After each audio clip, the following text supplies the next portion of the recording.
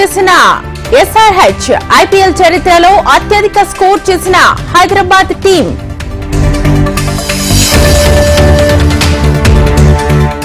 ఎన్నికల్లో ప్రలోభాలకు అడ్డుకట్ట వేస్తున్న ఈసీ మార్చి 1వ తేదీ నుంచి నేటి వరకు 4658 కోట్లు స్వాధీనం.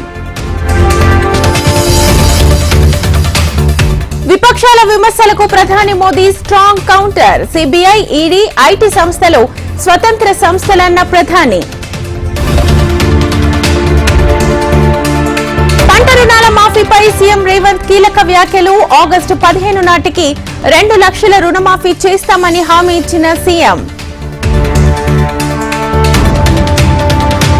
తెలంగాణ నుంచి బియ్యం సేకరణపై కేంద్రం ఆమోదం. 30 లక్షల మెట్రిక్ టన్నుల బియ్యం సేకరణే లక్ష్యం. కేంద్రంలో కాంగ్రెస్ దే అధికారమన్న శ్రీధర్ బాబు. ఇచ్చిన మాట ప్రకారం గ్యారంటీలు అమలు చేస్తున్నామన్న మంత్రి. నిజామాబాద్ ఎంపీ మాట నిలబెట్టుకున్నాడన్న లక్ష్మణ్. పసుపు బోర్డు తెచ్చిన ఘనత అరవింద్ కే దక్కుతుందన్న బీజేపీ నేత. వరి కొనుగోళ్లపై మంత్రి ఉత్తమ్ కీలక ప్రకటన. రాష్ట్రంలో పండిన ప్రతి గింజను తప్పక కొంటామన్న మంత్రి. హైదరాబాద్ సిటీలో ఆర్టీసీ బస్సులపై సమ్మర్ ఎఫెక్ట్. ఎండల తీవ్రతతో బస్ సర్వీసులు తగ్గించనున్న టీఎస్ఆర్టీసీ. సైబరాబాద్ లో ఆన్లైన్ క్రికెట్ బెట్టింగ్ల గుట్టురట్టు. బెట్టింగ్ ముఠా నుంచి 2.41 కోట్ల స్వాధీనం.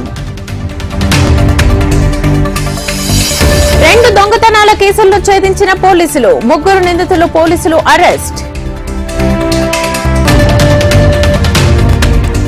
డీజీపీ ఇంటెలిజెన్స్ చీఫ్ ను తొలగించాలన్న పవన్ కళ్యాణ్. యాత్ర సమయంలో విద్యుత్ ఎందుకు నిలిపివేశారన్న జనసేనాని.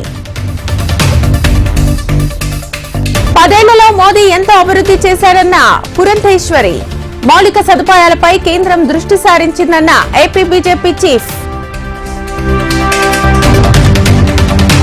పిఠాపురంలో పవన్ పోటీ చేస్తున్నారన్న నాగబాబు. కూటమితో వైసీపీలో అలజడి మొదలైందన్న జనసేన నేత. నెల్లూరు టీడీపీ అభ్యర్థిని కారులో వెంబడించిన దుండగులు. సడన్ బ్రేక్ వేయడంతో త్రుటిలో తప్పించుకున్న థామస్.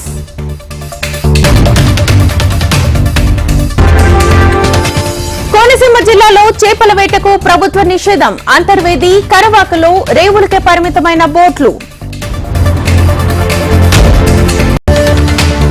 రాహుల్ గాంధీ హెలికాప్టర్ ను సైతం వదలని ఈసీ అధికారులు. తమిళనాడులో ల్యాండ్ అయిన వెంటనే హెలికాప్టర్ లో తనిఖీలు.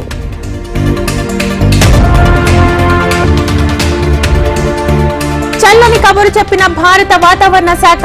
జులై నాటికి దేశమంతటా నైరుతి రుతుపవనాలు విస్తరిస్తాయన్న ఐఎండీ.